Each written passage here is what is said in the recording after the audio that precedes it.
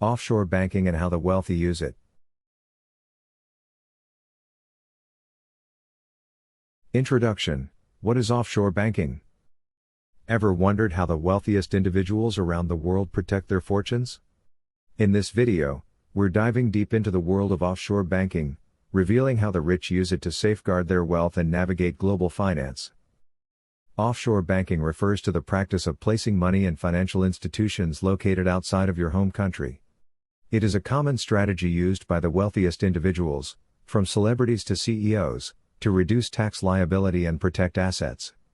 These financial centers, such as the Cayman Islands, Switzerland, and the British Virgin Islands, offer privacy, favorable tax laws, and loose regulations, making them an attractive option for wealthy clients worldwide.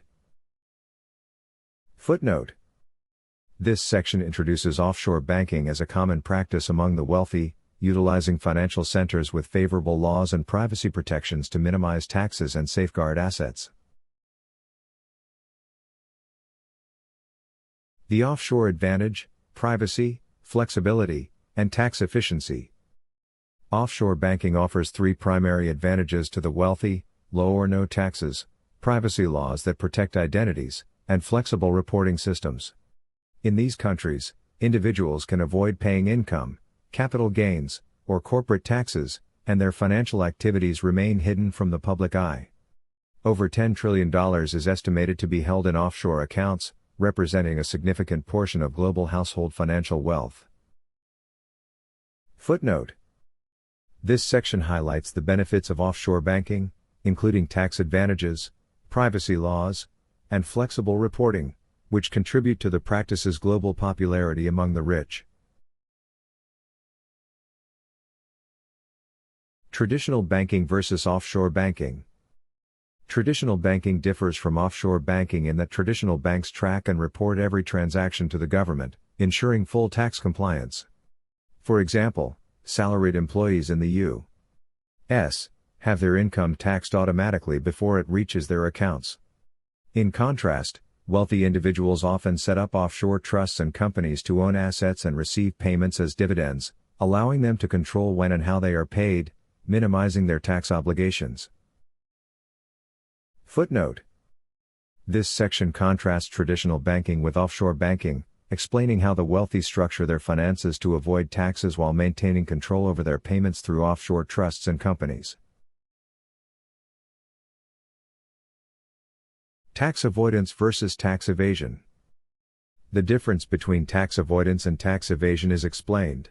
Tax avoidance involves legally reducing one's tax liability by using loopholes in tax laws to one's advantage, whereas tax evasion is illegal and involves deliberately hiding income or assets from tax authorities. Offshore banking is a prime example of tax avoidance, where individuals use legal strategies to minimize taxes without breaking the law. Footnote. This section clarifies the difference between tax avoidance and tax evasion, emphasizing that offshore banking is a legal means of tax avoidance rather than illegal evasion. The Apple case, a famous example of offshore tax avoidance.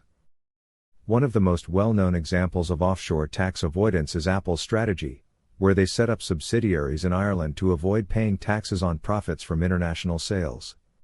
By structuring these companies as stateless entities, Apple exploited a loophole, avoiding taxes both in Ireland and the U.S.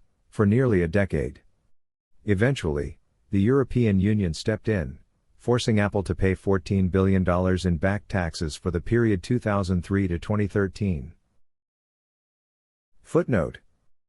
This section discusses Apple's offshore tax avoidance strategy, highlighting the use of stateless subsidiaries and how the European Union eventually forced them to pay back taxes after exploiting a legal loophole. Offshore shell companies, the structure behind the wealth. To avoid taxes, wealthy individuals create shell companies that own their assets instead of putting assets in their own names. These companies exist only on paper and may be based in tax havens such as the Cayman Islands or Bermuda. The wealth is technically owned by the company, and the person benefiting from it is listed as a beneficiary in a trust. This structure helps protect the individual's assets from taxes, lawsuits, or seizure. Footnote. This section explains how wealthy individuals use offshore shell companies and trusts to protect their assets from taxes, lawsuits, or seizure by keeping their names off ownership documents.